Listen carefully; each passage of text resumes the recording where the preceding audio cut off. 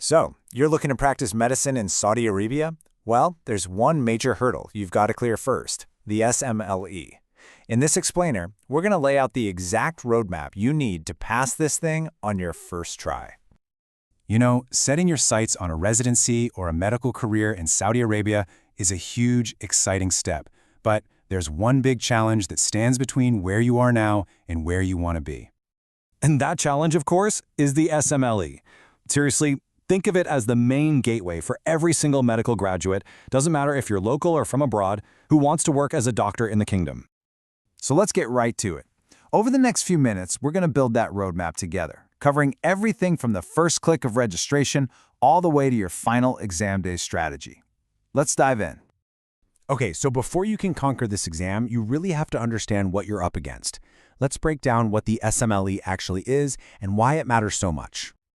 Right off the bat, this is not your standard memorization test. The SMLE is a computer-based exam, and it's all about one thing: how well you make clinical decisions.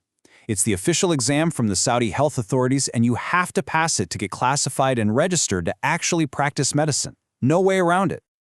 So what does this marathon of an exam actually look like? Well, you're looking at 300 multiple-choice questions.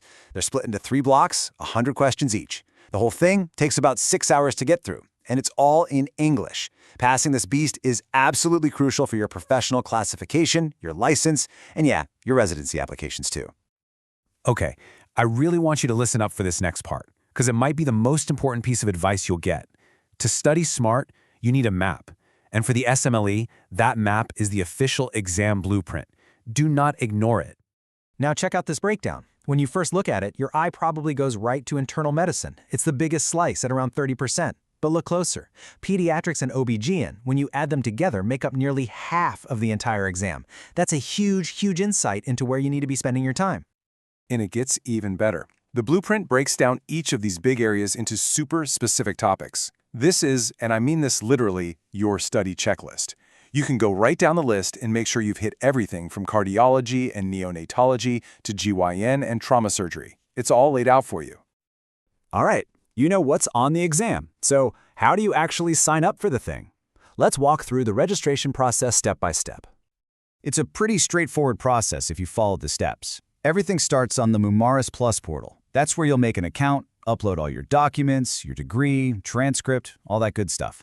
Once you pay and they approve you, you'll get what's called an eligibility number. Now, this is the key part. You take that number over to the Prometric website. They're the ones who run the testing centers, and that's how you book your actual exam date. And of course, save all those confirmation emails. Okay, registration's done. Now it's time to talk strategy. Honestly, a structured 12-week study plan is one of the best ways to prepare thoroughly without completely burning yourself out. So here's what that 12-week plan can look like. You can see how it builds on itself. You start with the foundations, really digging into that blueprint. Then you spend a solid chunk of time systematically going through those major subjects. As you get closer to the exam, you start integrating everything and hitting the smaller specialties.